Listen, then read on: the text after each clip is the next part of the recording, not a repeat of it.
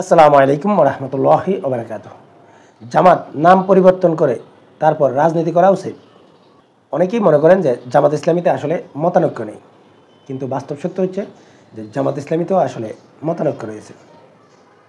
কিন্তু আওয়ামী লীগ বিএনপির মতো আধিপত্য বিস্তারকে কেন্দ্র করে যেই মতানৈক্য দেখা যায় বা একে অন্যকে ডিমোরালাইজ করার যে চেষ্টা থাকে, সেরকম কোনো মতবিরোধ জামাত ইসলামীতে নেই।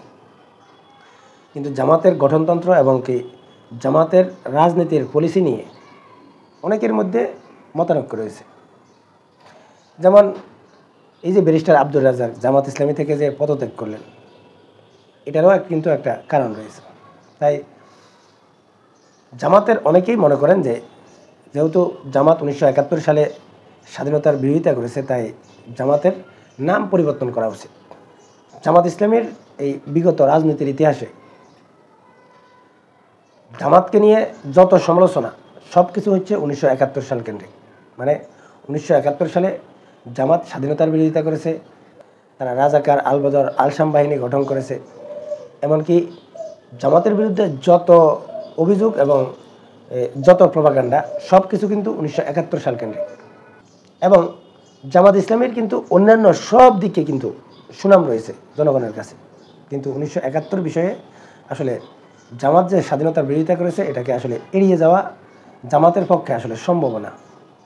এই যে 5 আগস্টের পর বাংলাদেশের রাজনীতির প্রেক্ষাপট পরিবর্তন হওয়ার পরেও এই জুলাই অভ্যুত্থানে জামাত ইসলামীর নেতৃত্বে বা তাদের সহযোগিতায় বা তাদের নেতৃত্বে কিন্তু এই জুলাই অভ্যুত্থানে এই ছাত্ররা আসলে সফল হয়েছে এবং সব প্ল্যান পরিকল্পনা কিন্তু জামাত বা শিবিরের, এটা দৃশ্যমানভাবে আসলে বোঝাই যাচ্ছে। কিন্তু তারপরেও 1971 বিষয়টাকে সামনে এনে কিন্তু জামাতের চরম সমালোচনা হচ্ছে।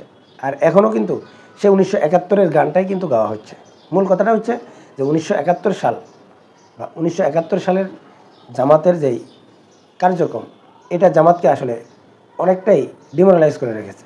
এখন জামাতের মধ্যে যারা নতুন প্রজন্ম বা যারা 1971 সালে যাদের জন্মই হয়নি, 1971 সাল যারা দেখেনি বা 1971 সালের কাদা যাদের গায়ে লাগেনি, এরা কিন্তু মনে করছে যে এই 1971 সালে এই জামাতের নেতৃবৃন্দ কী করেছে এর দায় কেন আমরা নেব। এখন এই দায়ে কিন্তু আমাদেরকেও দোষারোপ করা হচ্ছে। তাই অনেকেই মনে করেন যে জামাত যদি তাদের দলীয় নামটা পরিবর্তন করে তাহলে এই সমস্যার সমাধান হবে। আবার অনেকেই চান যে 1971-এর বিষয়ে আসলে জামাত সাংগঠনিকভাবে বিবৃতি দিয়ে ক্ষমা চান। এটা কিন্তু মরহুম ব্যারিস্টার আব্দুর রাজ্জাকও কিন্তু চেয়েছিলেন। কিন্তু বাস্তব সত্য হচ্ছে এই শুধুমাত্র জামাত যদি বিবৃতি দিয়ে ক্ষমা চায় তাহলে কি আসলে এটার সমাধান হয়ে যাবে? জামাত যদি বিগত সময়ে যেভাবে তারা আসলে ক্ষমা চেয়েছে যে তারা স্বাধীনতার বিরোধিতা করেছে, কিন্তু তারা ফৌজদারি কোনো অপরাধ তারা করেনি বা রাজাকার আল বদর আল শাম বাহিনীও তারা গঠন করেনি এবং কোনো রকম অপকর্মের সাথে তারা জড়িত না, এটা কিন্তু জামাতের নেতৃবৃন্দ কিন্তু অনেকবার কিন্তু বলেছে।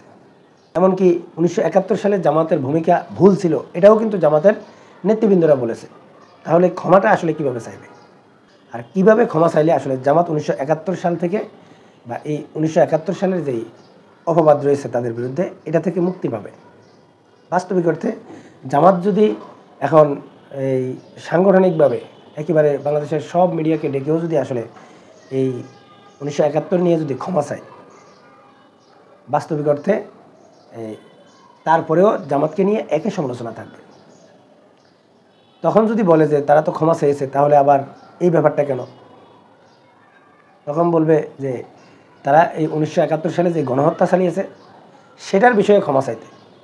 এখন এই জামাতের নেতৃবৃন্দ যদি 1971 সালে গণহত্যার দায়ে বা গণহত্যা নিয়ে যদি আসলে ক্ষমা চায়, তখন কিন্তু বাংলাদেশের মানুষের কাছে স্পষ্ট হয়ে যাবে যে সত্যিকার অর্থে জামাত 1971 সালে তারা গণহত্যা চালিয়েছে এবং তখন কিন্তু এটাই কিন্তু বলবে তারা।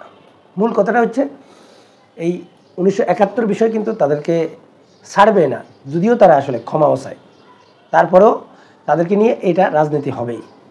কারণ হচ্ছে এটা কিন্তু একটা রাজনৈতিক হাতিয়ার। তাই আমি মনে করি না যে জামাত শুধুমাত্র ক্ষমা চাইলে 1971 থেকে আসলে মুক্তি পাবে।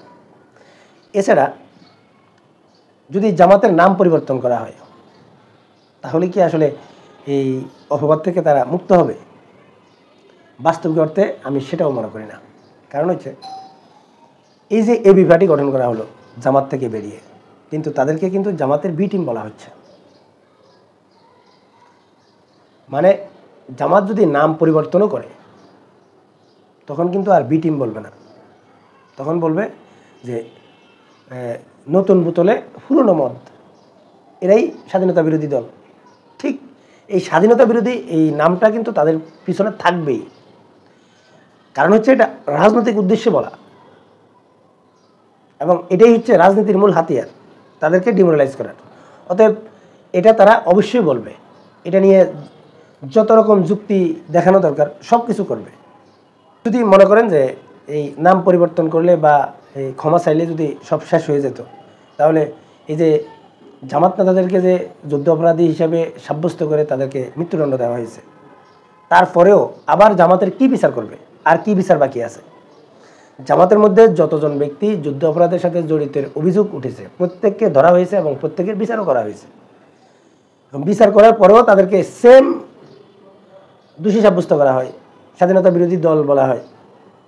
এখন তো আর জামাতের মধ্যে আর স্বাধীনতা বিরোধী কেউ নেই। মানে এটাই হচ্ছে মূল কথা, যে নাম পরিবর্তন করে আসলে কোনো কিছু আসলে এই পরিবর্তন করানো যাবে না। হয়তো অনেকেই বলতে পারেন যদি 1971 সালে জামাত এই স্বাধীনতার বিরোধিতা না করতো তাহলে এতদিনে জামাত আসলে ক্ষমতায় চলে আসতো। আমি কিন্তু সেটাও মনে করি না, কারণ এত বছর যাবৎ জামাতকে আসলে 1971-এর রাজাকার হিসেবে তাদেরকে দোষী সাব্যস্ত করা হয়েছে। আর অন্যান্য যে ইসলামিক দলগুলো আছে এগুলো কিন্তু 1971 সালে স্বাধীনতার বিরোধিতা করেনি, বা সেই সময় এইসব দলের নামগন্ধও ছিল না। তো তাদেরকে কিভাবে ডিমোরালাইজ করবে? ভবিষ্যতে যদি আসলে চরমনায় যদি জামাতের অবস্থানে চলে আসে, মানে রাষ্ট্র পরিচালনার জন্য প্রত্যেকটা ক্ষেত্রে যদি তারা আসলে সক্ষমতা তৈরি করে ফেলে, তাহলে দেখবেন এই চরমনায়ের পিছনেও আসলে তখন একটা অজুহাত উঠাবে যে তারা হচ্ছে এই জঙ্গি। মানে চরমনাইকে কিন্তু আর এই স্বাধীনতা বিরোধী বলতে পারবে না, তখন তাদের বিরুদ্ধে বলা হবে এরা হচ্ছে জঙ্গি। মূল কথাটা হচ্ছে ইসলামিক দলগুলো